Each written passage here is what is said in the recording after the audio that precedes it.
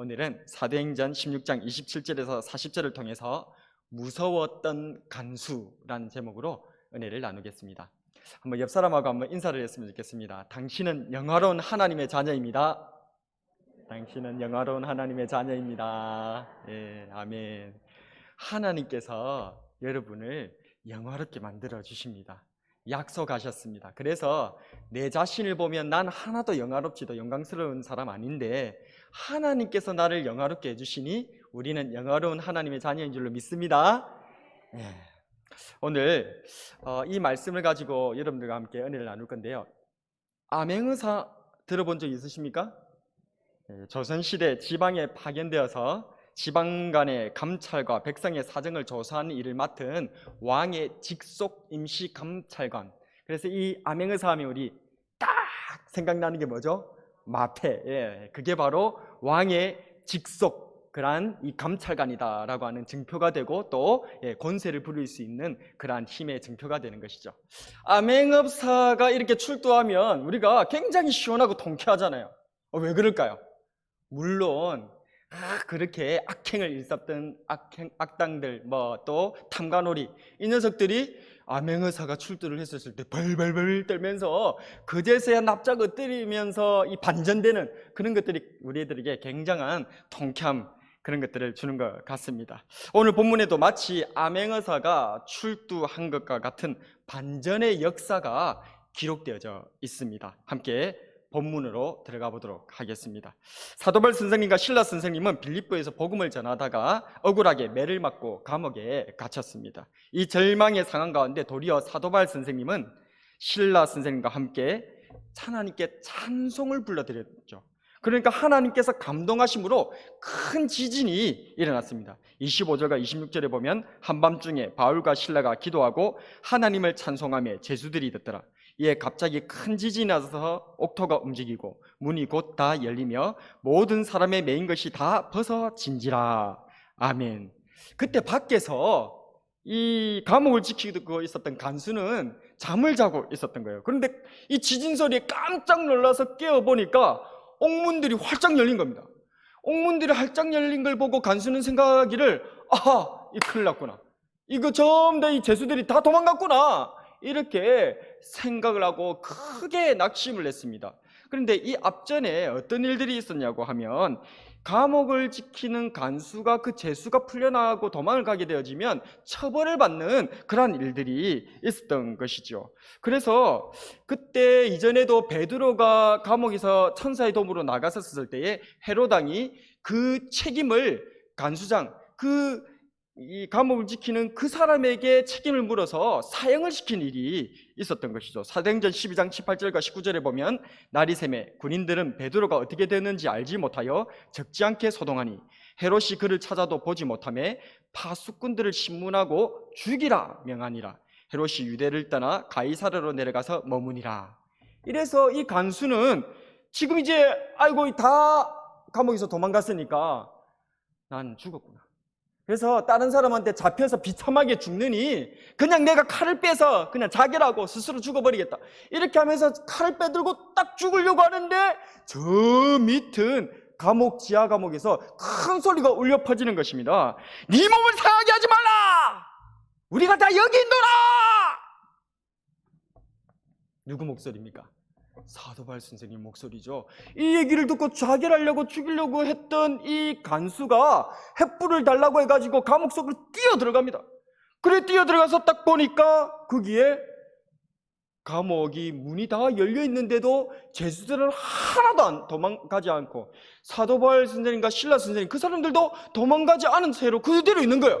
그 모습을 보고 이 간수가 두려워 떨며 그 앞에 엎드려버리는 그러한 것이 기록되어 있는 것입니다. 29절에 보니까 간수가 등불을 달라고 하며 뛰어들어가 무서워 떨며 바울과 실라 앞에 엎드리고. 여러분들 좀 이상하지 않습니까? 이 간수가 안에 있었던 제수들이 도망간 줄 알고 자결하려고 하다가 가보니까 제수들이 그대로 있는 거예요. 그러면 아이고 살았다 이렇게 할 것 아니겠습니까?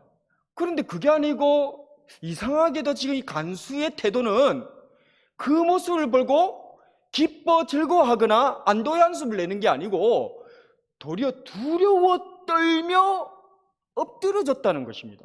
이게 이상한 점이에요. 왜 간수는 왜 갑자기 무엇 때문에 이렇게 두려워 떨게 되었던 것일까요? 오늘 저는 이 본문 말씀을 통하여서 여러 가지 다른 내용들도 많이 여기서는 얘기할 것이 많습니다만, 간수가 이 사도바울 선생님과 실라 선생님의 모습을 보고 두려워 떨었던 그 부분에 초점을 맞추어서 함께 은혜를 나누어 보도록 하겠습니다. 이에 대한 단서를 십자가 아래에 있었던 그 백부장의 고백에서도 찾아볼 수가 있습니다. 마태복음 27장 54절에 보면 백부장과 및 함께 예수를 지키던 자들이 지진과 그 일어난 일들을 보고 심히 두려워하여 이르되 이는 진실로 하나님의 아들이었도다 하더라. 아멘. 예수님을 중대 범죄인으로 보고 그를 압송하여서 골고다 십자가에까지 끌고 가서 못 박았던 이 로마의 백부장, 하지만 그가 본 예수라고 하는 이 죄인은 정말 이상한 사람이었습니다. 다른 죄수들처럼 살려달라고 애원하지도 않고 자신의 억울함을 호소하지도 않고 자기를 죽이려고 하는 그런 사람들에 대해서 이제는 그냥 잡아 죽일 듯이 욕설을 퍼붓지도 않습니다. 마치 도살장에 끌려가는 양과 같이 그저 자신의 죽음과 형벌을 오롯이 받아들이고 있습니다. 심지어는 자기를 죽이려고 하는 그런 사람들을, 옆에 사람들을 위로하고 기도해 주는 모습까지 보이고 있는 것이죠. 그런 그가 십자가에서 큰 소리를 외치면서 마지막 죽음을 맞이할 때에 하늘이 캄캄해지며 큰 지진이 임하는 가운데 그는 심히 두려워하면서 이렇게 고백했던 것입니다. 이는 진실로 하나님의 아들이었도다. 그는 자신이 죽인 예수님의 진짜 정체를 알게 됐을 때 비로소 두려워 떨었던 것입니다. 신약 성경에서 두려워하다라고 하는 이 말은 엔트로모스라고 이렇게 하는데요, 이것은 뭐의 아내라고 하는 그런 말과, 그리고 트로모스라고 하는 떨림, 지진, 진동, 두려움, 이런 것들이 합쳐져서 있는 말이 바로 두려워하다, 엔트로모스입니다. 오늘 여기에 이 간수가 사도바울 선생님과 실라 선생님 앞에 두려워하였다 할 때도 바로 그 말입니다. 그런데 이 단어가 신약 성경에 3번 나오는데, 첫 번째는 사도행전 7장 32절에서 나옵니다. 모세가 광야의 붉고 가시떨기 나무에서 하나님을 만나 뵙게 됐을 때에 무서워하였다, 떨었다, 엔트로모스라고 그렇게 말하고 있습니다. 나는 네 조상의 하나님, 즉 아브라함과 이삭과 야곱의 하나님이라 하신데 모세가 무서워 감히 바라보지 못하더라. 또한 이 엔트로모스라고 하는 이 두려워하다라고 하는 단어는 히브리서 12장 21절에도 나오는데요, 모세가 시내산에서 하나님의 음성을 알아들으면서 심히 두렵고 떨린다라고 그렇게 말하고 있습니다. 그 보이는 바가 이렇듯 무섭기로 모세도 이르되 내가 심히 두렵고 떨린다 하였느니라. 오늘 본문 29절에서도 간수는 무서워 떨며 바울과 실라 앞에 엎드려졌다라고 얘기하고 있습니다.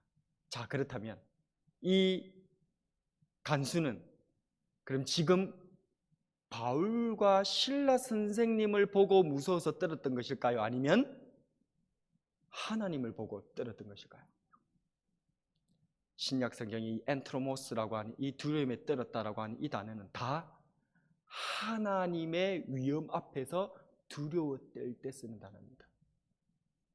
지금 이 간수는 지금 사도바울 선생님과 실라 선생님을 보고 두려웠던 게 아니고 그 사람들의 모습에 비치는 하나님의 영광을 보고 두려웠던 게 된 줄로 믿으시기를 바랍니다. 저는 군대에 가기 전까지 교회 청년부에서 총무를 감당했습니다. 제가 그때는 아주 빠릿빠릿해가지고 맡겨주는 일이 있으면 막 척척척 해결을 했거든요.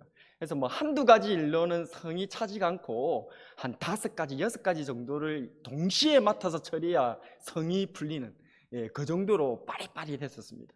그래가지고 교회에서도 이렇게 청년부에 있으면 담임 우리 청년부 담당 목사님께서 저하고 제 친구 태호라고 있었는데 둘이에게 청년부의 모든 걸 다 맡겨버린 거야. 그러니까 우리 청년부 담당 목사님은 설교하시는 것 하나, 그리고 또 조장들 성경부 하나, 그 두 개만 딱 하고 그 외에는 전부 다 우리가 다 이렇게 맡아서 할 정도로 그렇게 신뢰를 받고 있었습니다. 그러다 보니까 이제 그러던 어느 날 제가 군대를 가게 된 거야. 군대 입대를 앞두고 하나님 앞에 또 간절히 기도를 합니다. 그때 하나님께 이렇게 기도를 했습니다. 하나님께서 저에게 이렇게 빠릿빠릿한 것을 주셨으니까 제가 이 빠릿빠릿한 이렇게 아주 행동을 민첩하게 하고 이렇게 지혜롭게 하고 잘해가지고 하나님께 영광 돌려드리는 사람이 되고 싶습니다. 그렇게 하나님 앞에 기도를 드렸습니다. 그리고 군대를 입대했습니다. 입대하고 나서 자대 배치를 받게 되었을 때 제가 기도한 대로, 그죠? 빠릿빠릿하게 사회생활 할 때도 빠릿빠릿하게 한 것처럼 그렇게 빠릿빠릿하게 잘 했을까요? 못했을까요? 너무 기대치가 낮으신데요. 예. 저는 바보가 됐습니다. 저는 정말 제 자신에게 너무 놀랐어요. 일순간 완전 바보가 됐어요. 이 바보 멍충이 중에 이런 바보 멍충이가 없어요. 왜 그런가 하면 군대에 갔는데 놀랍게도 제 귀가 안 들리는 거예요. 다른 사람들 얘기가 무슨 말 하는지를 못 알아듣겠어요. 그러니까 뭔가 상관이라든지 아니면 위에 고참이 지시라는 내용을 알아들어야 일을 할 거 아닙니까? 그런데 저한테 뭔가 명령을 하면 저는 알아듣지를 못해요. 알아듣지를 못하니까 실행을 할 수가 없죠. 그러니까 완전 바보 중에 완전 상바보예요. 완전 이런 바보가 없어요. 그래가지고 제 군생활이 그럼 어떻게 됐겠습니까? 군대 용어, 전문 용어를 쓰면 꽃폈죠. 완전 꽃이 폈습니다. 그래가지고 완전 고문관으로 낙인이 찍혀가지고 얼마나 고참들한테 맨날 듣는 게 쌍욕과 폭행, 폭언, 맨날 그것만 듣고 살았던 거예요. 그래도 몸이 빠르게 움직이는 건 있어가지고 뭐 할지는 모르지만 빨리빨리 돌아다니긴 했었죠. 그러던 한 1년 정도 지났었는데 일과를 마치고 점호를 합니다. 그래서 여러분들 여자분들은 점호가 잘 모를 수 있으니까 일과를 마치고 나면 군인들이 다들 있는지 없는지 세어보는 걸 그걸 점호라고 합니다. 그래서 그렇게 이제 일과 다 마치고 점호하기 전에는 모든 잠자리에 들기 전에 청소까지 완벽하게 해놔야 되거든요. 그것을 다 감독하러 온단 말입니다. 그래서 이제 이 짬밥이 안 되는 하급자들은 청소를 아주 열심히 먼지 하나 없도록 청소를 합니다. 저도 짬밥이 안 되기 때문에 마대를 가지고 물에 적셔서 빨아가지고 그 바닥을 갖다가 아주 막 번개같이 열심히 닦았습니다. 그래 닦고 나서 또 더러워졌으니까 새 걸로 빨아가지고 오려고 뛰어나가는데 내무반 바깥에서 제 고참들이 서로 얘기하는 소리를 우연히 듣게 됐습니다. 야, 안상률이 그거 건드리지 마라. 와, 그거 하나님이 함께하는 사람입니다.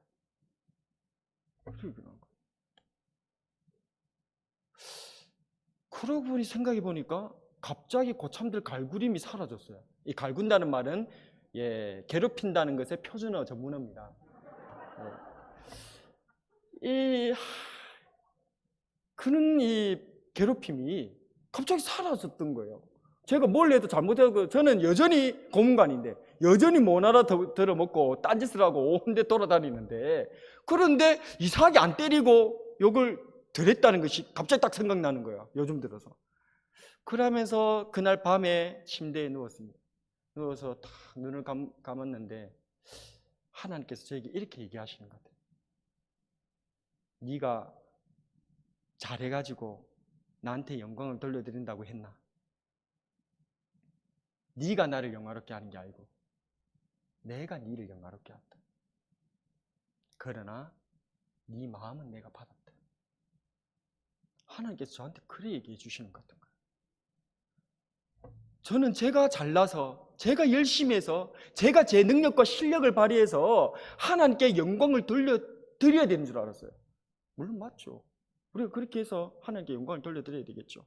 그런데 하나님은 그런 것 갖고 영광 안 받으신다는 겁니다. 하나님은 이미 영광으로 충만하신 분이시고 하나님께서는 하나님의 백성들을 영화롭게 하시고 영광스럽게 하시는 분인 줄로 믿습니다.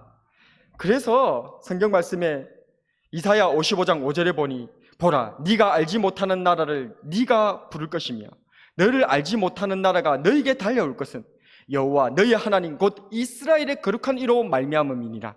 이는 너를 영화롭게 하였느니라. 이사야 60장 9절에도 곧 섬들이 나를 앙망하고 다시스의 배들이 먼저 이르되 먼 곳에서 네 자손과 그들의 은금을 아울러 싣고 와서 너희 하나님 여호와의 이름에 드리려 하며 이스라엘의 거룩한 이에게 드리려 하는 자들이라. 이는 내가 너를 영화롭게 하였음이라. 아멘. 우리가 아니라 하나님께서 우리를 영화롭게 하는 줄로 믿습니다. 말씀을 정리하겠습니다. 암행어사가 두려웠던 것은 그가 힘을 숨긴 왕의 직속 감찰관이었음이 왕으로 말미암아서 드러나기 때문이죠. 주님을 십자가에 못 박은 로마의 백부장이 심히 두려워했던 것은 자기가 그렇게 못 박았던 그 예수라고 하는 저 죄수가 아니라 하나님의 아들이라는 것을 뒤늦게 알았기 때문이었고, 사도바울 선생님과 실라 선생님을 이 간수들이 두려워했던 것은 그들이 힘을 숨긴 하나님의 복음 전파자, 하나님께서 그들을 들어서 쓰고 보여주셨기 때문에 그들은 그들의 모습 가운데서 하나님의 모습을 보고 두려워 떨게 된 줄로 믿습니다. 우리가 힘을 숨겨 감출 때에 하나님께서 드러나시고 그때야 비로소 세상이 두려워하고 세상의 존경을 받게 되는 줄로 믿습니다. 오늘날 교회가 얼마나 업신여김을 받고 있는지 모르겠습니다. 물론 여기에는 우리 믿는 자들의 실수와 죄악이 얼마나 컸었는지 회개하게 됩니다. 우리가 힘을 보여서 세상을 두렵게 하는 것이 아닙니다. 우리가 실력 행사를 해서 세상의 존경을 이끌어내는 것이 아닙니다. 도리어 우리가 힘을 숨기고 억울함의 십자가를 지고 찬송할 때에 그 속에서 세상은 우리 안에서 주님을 보게 될 것이고 하나님께서는 영광을 받게 될 줄로 믿습니다. 하나님께서 영화롭게 하십니다. 하나님께서 갚아 주십니다. 저마다 자기 피할을 하는 이 시대 정신을 거슬러서 도리어 힘을 숨겨 하나님을 드러내는 저와 여러분이 되길 주님의 이름으로 축복합니다. 오늘의 한 줄 설교 요약: 힘을 숨겨 존경받는 하나님의 자녀로 살아가자.